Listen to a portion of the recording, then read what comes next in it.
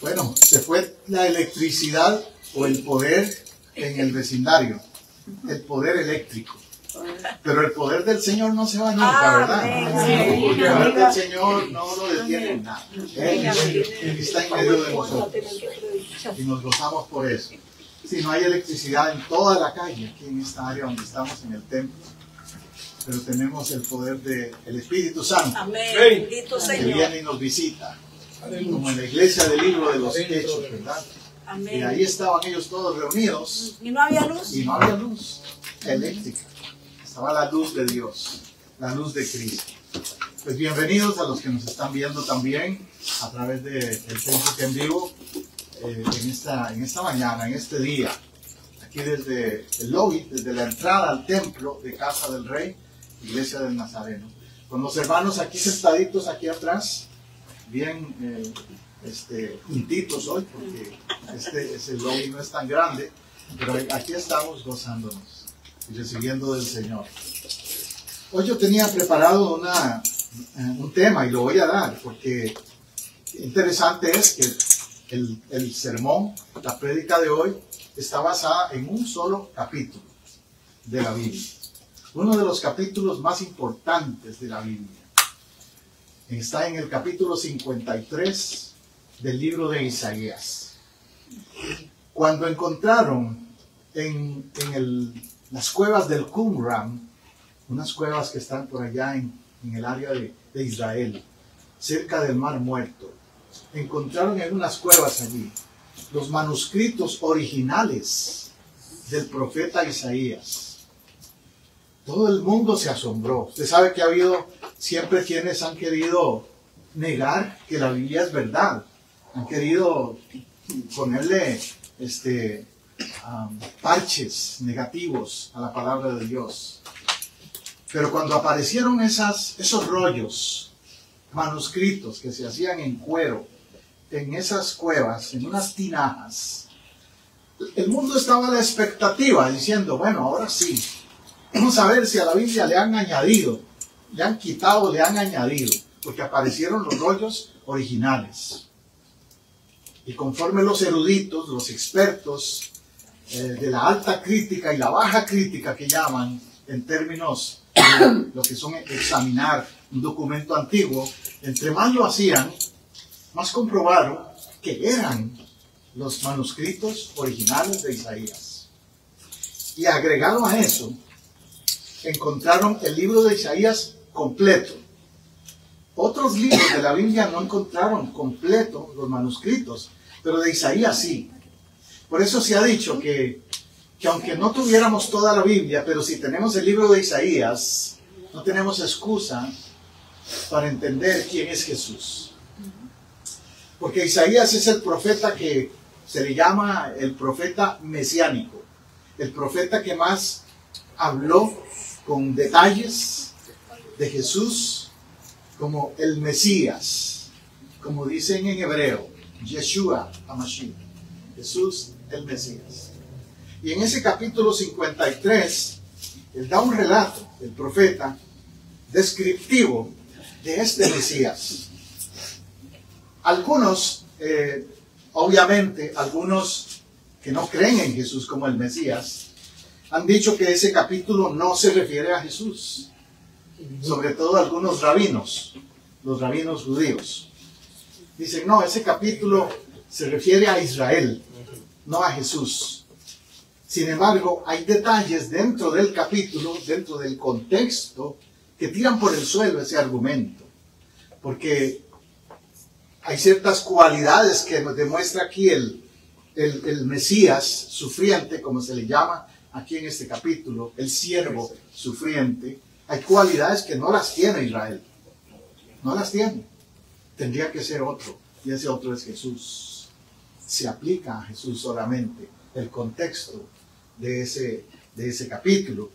Otros han dicho que el libro de Isaías lo escribieron 3 Isaías. No sé si ustedes han oído de esa teoría también, de que los primeros capítulos, la mitad del libro y la tercera parte del libro fueron diferentes autores, y que el autor de este capítulo, que entonces no es el auténtico Isaías. Pero de la misma manera, cuando se examina todo el contexto total de la Biblia, no solo de Isaías, total de la Biblia, hay demasiada concordancia entre ese capítulo y el mensaje total de la Biblia.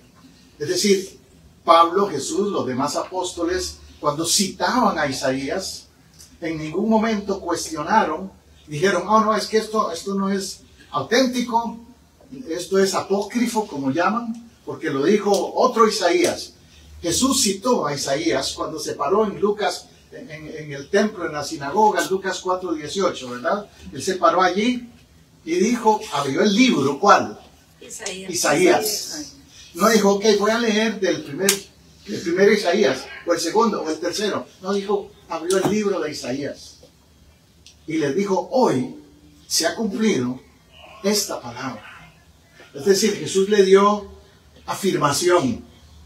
Jesús le dio verificación a esa escritura. Entonces digo esto como base por aquello de que me escuchen algunos por ahí, de esos que les gusta apologetizar. Vamos al capítulo 53 de Isaías. ¿Quién ha creído a nuestro anuncio y sobre quién se ha manifestado el brazo de Jehová? Subirá cual renuevo delante de él y como raíz de tierra seca. No hay parecer en él ni hermosura. Le veremos más inatractivo para que le deseemos. Isaías empieza a introducir a uno que se ve feo, a uno que no tiene atractivo. Y es porque recuerde, el Mesías Jesús fue abusado, fue golpeado, su rostro fue desfigurado. No era atractivo. Usted ha visto una persona cuando tiene un accidente o un boxeador cuando le fue mal en la pelea, ¿cómo queda a veces su rostro, verdad?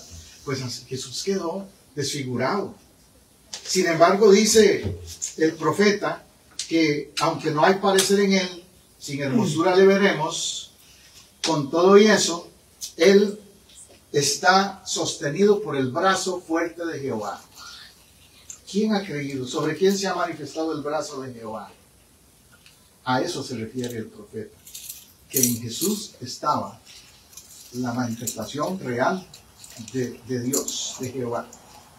El verso 3 dice, despreciado y desechado entre los hombres, varón de dolores, experimentado en quebranto.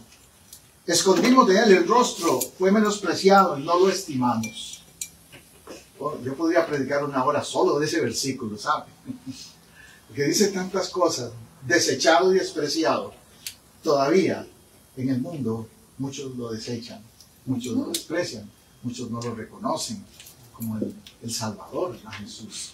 Es una tarea incompleta todavía que muchos millones, mire, en la China, en la India, en los países musulmanes, hay unas poblaciones que nosotros somos apenas un poquitico comparado con ellos y que ellos todavía no lo aprecian, despreciado, desechado. Además de eso dice varón de dolores, y obviamente se refiere a todo lo que él soportó. Es más, no me da tiempo hoy porque se me alargaría mucho el sermón, pero han hecho estudios, creo que nuestro hermano Wilber inclusive predicó un domingo de eso. Han hecho estudios médicos de todas las consecuencias fisiológicas que Jesús sufrió en la cruz. Espasmos, infecciones, asfixia. La hermana que es enfermera, claro, sabe de eso. Todo lo que físicamente él sufrió. Varón de dolores. Él fue flagelado con látigos 39 veces, o 40 menos 1, como dicen, porque la ley no permitía darle 40, sino 39. E interesantemente, se ha demostrado médicamente que las enfermedades más grandes que el ser humano ha sufrido se resumen en 39. Por eso dice ahí el texto, que llevó nuestras enfermedades, experimentado en quebranto. ¿Cuántos se sienten quebrantados? A veces uno oye a la gente decir, ay, estoy quebrantado de salud. Y tal vez es un resfrío. Aún el COVID y todo eso a veces nos ha hecho sentirnos muy mal, ¿verdad? Una gripe, cosas, ¿no? Esa que le llaman quiebrahuesos. No sé en sus países le dicen así. Que te duele hasta la lengua, dicen. No. Pero imagínate, Jesús, la situación que él vivió, el maltrato que él vivió, las infecciones, al abrirse sus heridas en su cuerpo, le daban escalofríos, espasmos, como te digo, a causa de las infecciones que vinieron a su cuerpo, al estar expuesto. Y todo eso es parte de ese quebranto, que una gripe no es nada comparado con eso que él pasó. Y fue menospreciado y no lo estimamos. Me llama mucho la atención esa frase, no lo estimamos. A mí me duele pensar que yo hasta los 20 años aprendí a estimar a Jesús, a valorar lo que Él es. Santo Señor, sí. Hay hermanos que me han dicho, pastor, yo me convertí ya a los 50 o más años. Perdí mi juventud y no valoré a Jesús todos esos años. Qué dichosos son los niños que crecen en un hogar cristiano y que desde muy jovencitos valoran a Jesús. Porque hay muchos por ahí que no lo estiman. ¿Dónde tienes a Jesús? Te pregunto en esta mañana. En el orden de valores. ¿Hasta dónde lo estimas? ¿Está Jesús como la perla preciosa, lo más valioso, lo más importante de tu vida? Que como dice una canción, que se vayan todos, pero que me quede Él. Que me quede Jesús. Qué tremendo, ¿no? Estímalo. Ese es el llamado que te hago hoy. Estímalo, valóralo a Jesús. Mucho. Verso 4, como te digo, llevó nuestras enfermedades, sufrió nuestros dolores, le tuvimos por azotado de Dios, por herido de Dios y abatido. Implicando todas esas maltratos físicos por los cuales Él pasó. Mas el herido fue por nuestras rebeliones. Verso 5. ¿Qué fue la causa? Nos debe dar vergüenza. Nuestras rebeliones. ¿Usted sabe cuál es el pecado original? Rebeldía. Satanás se rebeló contra Dios y quiso usurpar el trono de Dios. La rebeldía es el pecado original. No fue comer un fruto por ahí o qué sé yo, como algunos dicen, ¿verdad? Fue la rebeldía de Satanás y la rebeldía de la pareja también, al hacerle caso a esa serpiente, al enemigo de Dios. Pero la rebeldía es la raíz. Cuando alguien tiene una actitud de rebeldía, no puede valorar lo que Dios es, porque está en contraposición a lo que Dios es, más bien, la rebeldía. Por nuestras rebeliones, molido por nuestros pecados, el castigo de nuestra paz fue sobre Él. Por su llaga fuimos todos nosotros curados. Aquí resalto otra vez algo de lo fisiológico que pasó Jesús. Por su llaga. La hermana que es enfermera y mi esposa que fue enfermera años atrás también saben Nurse. Sí, saben ayudante ahí, pero trabajó en hospitales y ella veía esas cosas. Ese es mi punto. El que trabaja en hospitales ha visto llagas. Llagas horribles a los ojos. Llagas que dan lástima por la persona que tiene la llaga, pero llagas también que uno dice, ¿cómo se puede curar eso? ¿Verdad? ¿Qué medicación o qué tratamiento le puedo dar a esa llaga? La palabra llaga implica una herida infectada, profunda y fea. Y aquí dice que por su llaga fuimos nosotros curados. O sea que Él tuvo que verse feo en su cuerpo, llagado también, maltratado, para que nosotros nos viéramos bien, sanos. Yo he escuchado ahora muchos testimonios de personas que han sido sanadas. ¿Usted ha sido sanado de algo? Amén. Bien, ¿verdad? Todos de alguna cosa hemos sido sanados.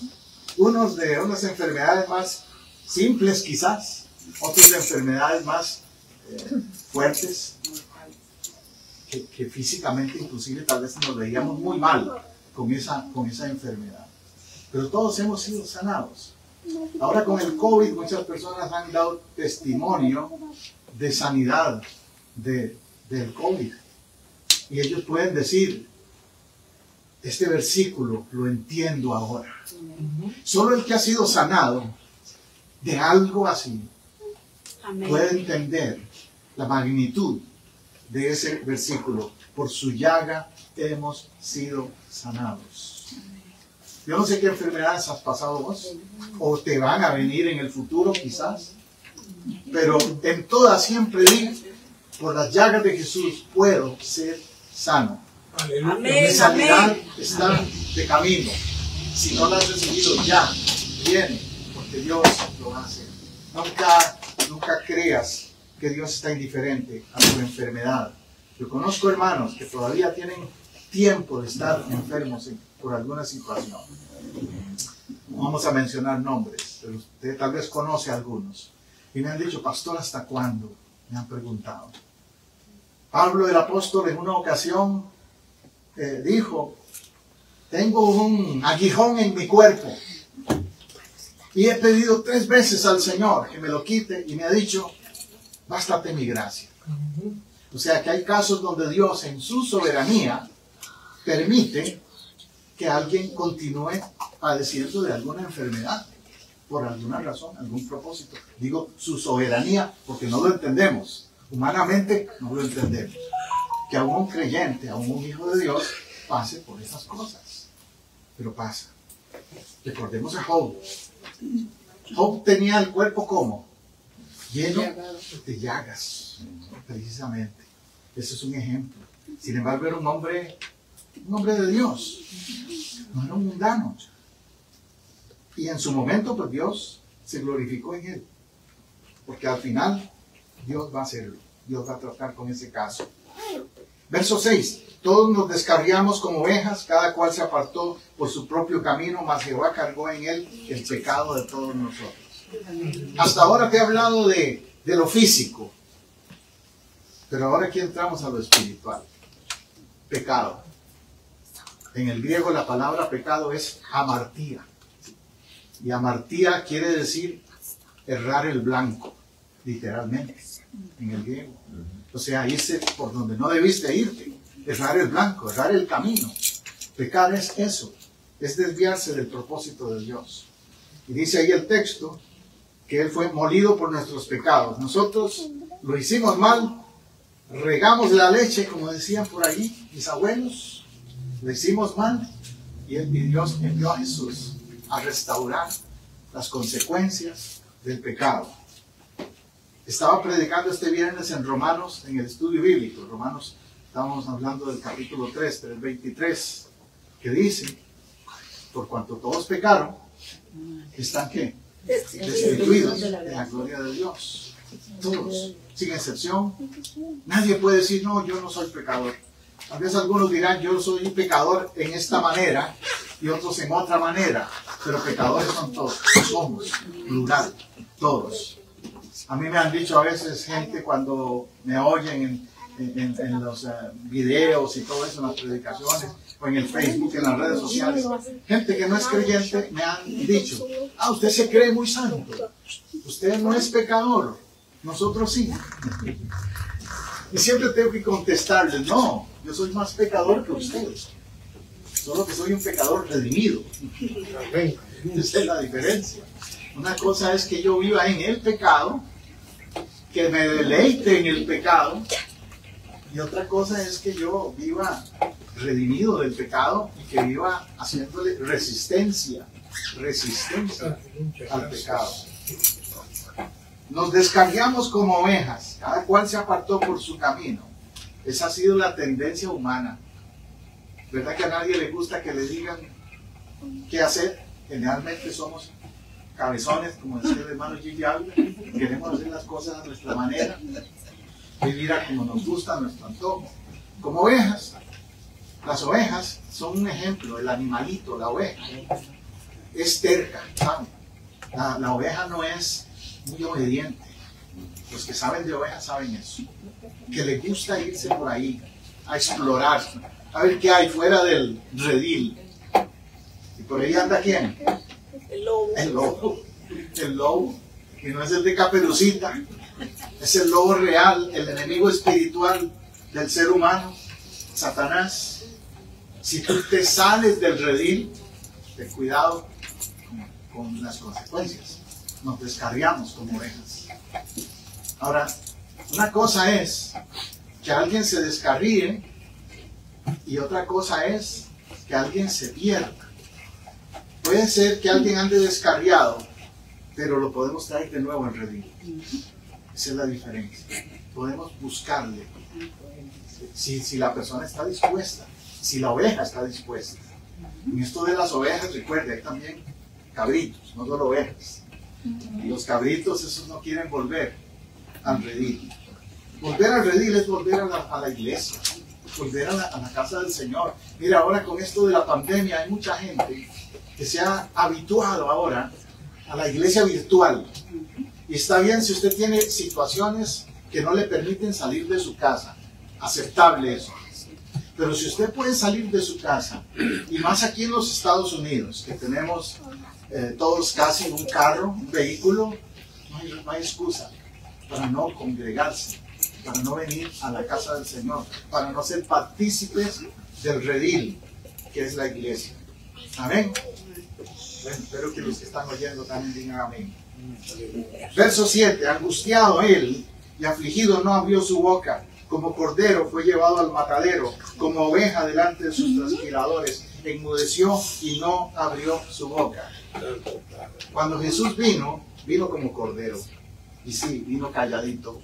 Él habló cuando estaba predicando, ministrando a la gente, pero cuando llegó a la cruz, guardó silencio.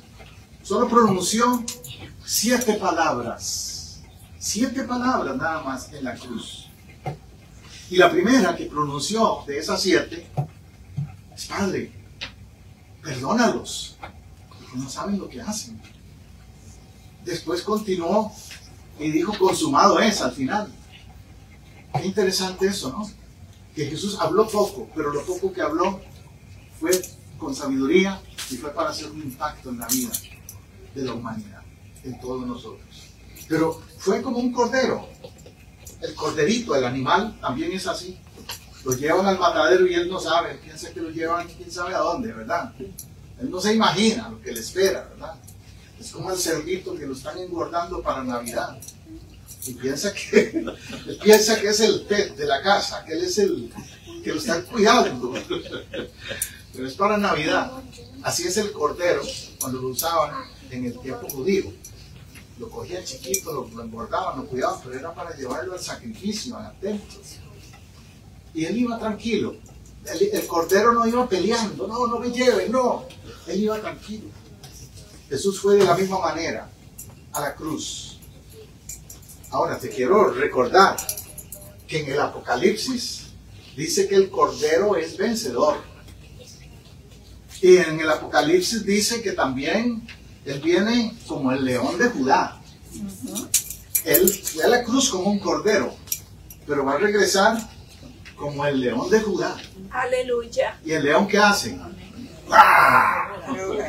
Y asusta a los enemigos. Entonces Satanás y sus ángeles ya no se van a topar con un corderito, se van a topar con el león de Judá, que ha vencido.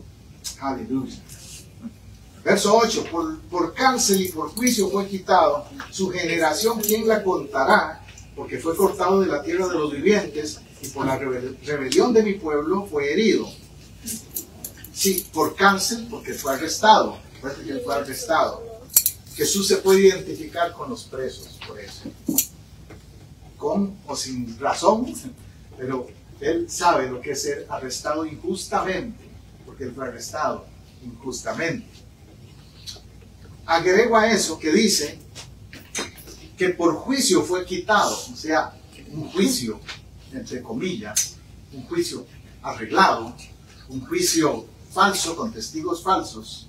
Y qué horrible es también cuando a alguien le hacen juicios acusándole de cosas que no ha hecho. No sé si a usted le ha pasado, pero es horrible eso. Jesús sabe de eso también. Agrego a eso que dice, y su generación, ¿quién la contará? La generación implica descendencia espiritual, representa descendencia espiritual. En aquel momento, cuando él fue crucificado, los que lo vieron allí dijeron, hasta aquí llegó. Se murió el cristianismo. Satanás hizo fiesta. Aquí se acabó todo, pensó. Pero no. Al tercer día resucitó y vive. Y además de eso, entonces, hay generaciones que lo siguen. Empezamos con 12. Después eran 70. Después eran 120 en el aposento alto. Después eran 3000, dice el libro de los Hechos. Y más adelante 5000. Y ahora somos millones en el mundo. Su generación, ¿quién la contará? Por más que los enemigos de Cristo han tratado de desvirtuar su verdad, su mensaje, su persona, su deidad, atacarla, no han podido. Había un ateo famoso,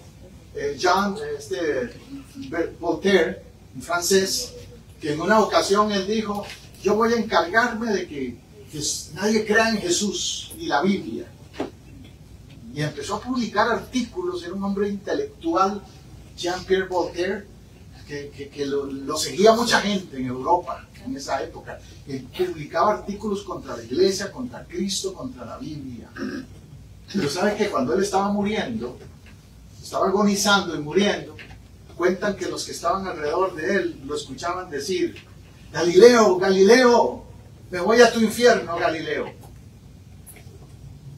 Ya que hasta los ateos más acérrimos al final tienen que reconocer que el Galileo es el Señor y que hay un infierno. Eso fue lo que él estaba asustado, dicen los que estaban alrededor de él cuando estaba agonizando. Jean-Pierre Voltaire. Se dispuso con los impíos su sepultura, mas con los ricos fue en su muerte, aunque nunca hizo maldad, ni hubo engaño en su boca. Note aquí ya algo a lo que me quiero referir, y es la parte profética de este capítulo. Hace poco escuché un video de un judío que no era creyente en Jesús. Creció en una familia judía, pero él no era creyente en Jesús. Después se convirtió y empezó a estudiar el mesianismo, o sea, las evidencias de si Jesús es o no es el Mesías. Y este hombre decidió enfocarse en Isaías 53, porque él dice: yo he escuchado a muchos rabinos debatir de que si Isaías 53 no es Jesús, los cristianos están mal, el cristianismo está mal. Entonces él se enfocó en Isaías 53. Y la conclusión es que entre más él investigó, es más, te voy a decir esto, este hombre decidió aprender hebreo, porque él leía la Biblia en inglés o en otro idioma y decía: pero es que no sé, tal vez el original diga otra cosa. Voy a ir al original, voy a ir al hebreo. Aprendió a hablar hebreo para poder ir al idioma original y verificar si lo que decía el contexto del versículo era congruente con lo que los cristianos decimos que Jesús es. Y en conclusión, al final él se convirtió. Actualmente se ha convertido en un apologista que se dedica a defender el mesianismo de Jesús. Pues les voy a poner el video por ahí en el chat de la iglesia para que lo vean. Por ahí se la mandé al hermano Wilbur. Hermano Wilbur, te lo mandé a ti. Búscame ahí el nombre de él para mencionar. Michael. ¿Michael él? No recuerdo ahorita. No me acuerdo el apellido, pero sí es Michael. Él era un judío aquí en Estados Unidos, judío de criado Estados Unidos, aquí, criado. de padres judíos, y entonces él dice que él se convirtió,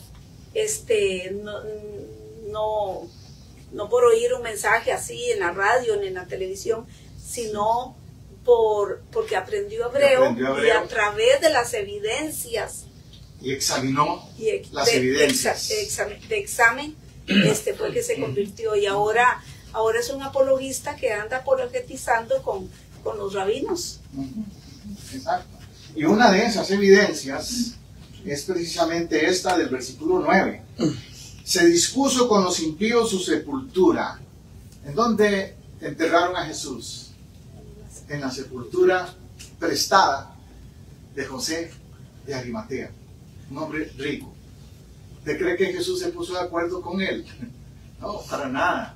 ¿Usted cree que se puso de acuerdo con él para que no le quebraran las piernas cuando lo estaban crucificando? Que de antemano le dijo a los soldados, miren, cuando me estén crucificando, no me quiebren las piernas. Cuando me estén crucificando, jueguen mis ropas, hagan suertes con mis ropas.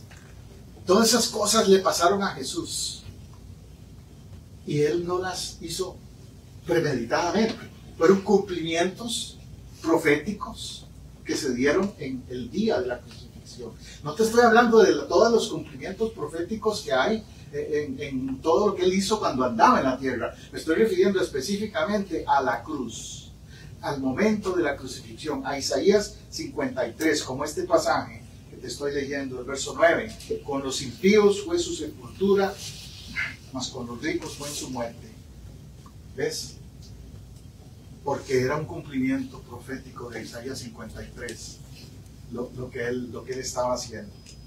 Con todo, Jehová quiso quebrantarlo, suscitándole a padecimiento, y cuando ella haya puesto su vida en expiación por el pecado, verá el linaje, vivirá por largos días, y la voluntad de Jehová será en su mano prosperada. Qué lindo eso, qué tremendo eso. Jehová quiso, fue parte del plan de Jehová, que él fuera quebrantado, porque venía a ser un sustituto tuyo y mío. ¿Entiende eso, mi hermano, mi hermana? Vino a sustituirnos. Y por eso fue que fue a la cruz y padeció. Además dice, cuando ella ha puesto su vida en expiación. Hace poco yo prediqué, creo, del tema de la expiación, ¿recuerdan? El concepto de expiar, que significa que alguien paga la cuenta, la deuda. Eso implica. Y él puso su vida. Él no lo arrestaron porque dijeron, este es un delincuente, y lo arrestamos y lo matamos, dijeron los romanos. No, él puso su vida. Pilato inclusive le dijo, tú no sabes que yo puedo quitarte la vida o perdonarte. Y Jesús le contestó a Pilato, no, tú no me la quitas, yo la doy, yo la entrego. Porque él iba a la cruz cumpliendo el plan profético de Dios. Verá linaje, vivirá por largos días. Y por eso decimos, vive. Jesús vive. Aleluya, vive, aleluya. Y de Jehová en su mano será prosperada, la voluntad de Jehová. Cierto. Hay testimonio de la prosperidad espiritual que Jesús trajo a la vida tuya y mía. ¿Lo crees conmigo? Amén. Amén. Vamos a concluir allí. Pero espero que ese capítulo de Isaías te haya inquietado para pensar en el siervo sufriente. La pregunta clave allí es, ¿quién es el siervo sufriente? La respuesta es Jesús, es el Mesías. Si alguien alguna vez te quiere cuestionar de si él es o no es el Mesías, dile, lee Isaías 53. Ven, sentémonos y leamos Isaías 53 juntos. Porque él es el siervo sufriente. Y si se le llama el siervo sufriente es porque él sufrió para que tú entiendas que cualquier sufrimiento que tú y yo tengamos, que vos y yo experimentemos, él también se identifica contigo, lo pasó, él lo vivió y puede darte fortaleza en cualquier circunstancia. Vamos a orar. Yo te pido, mi Dios, que esta palabra tuya que ha sido expuesta, presentada hoy, sea, una vez más, fructífera en los corazones, en las mentes de quienes la han escuchado, aquí y en otro momento. Padre, te pido que se abran los ojos espirituales de aquellos que todavía no han entendido al Mesías, que Jesús es el siervo sufriente, que Jesús es nuestro Salvador, nuestro Mesías. Abre los ojos espirituales, Señor, de los judíos que no lo han entendido, pero también de mucha gente que, aunque no son judíos, todavía no te aprecian, no han valorado lo que tú hiciste en la cruz. Hoy, Señor, los que estamos aquí, reconocemos tu sacrificio en esa cruz, y no solo el sacrificio en la cruz, sino también tu vida completa, tu testimonio como el siervo de Dios, el siervo sufriente, nuestro Salvador. En tu nombre oramos, Jesús. porque tu nombre es digno. Cordero Santo. Amén, amén. Amén, amén. Bueno, recuerde que si usted nos ha escuchado hoy y tiene preguntas, tiene dudas, tiene comentarios, escríbanos allí, al final. Y con gusto te estaré compartiendo, Pastor José Abdiel, de la Iglesia Casa del Rey, aquí en Apopka, Florida. Dios te bendiga.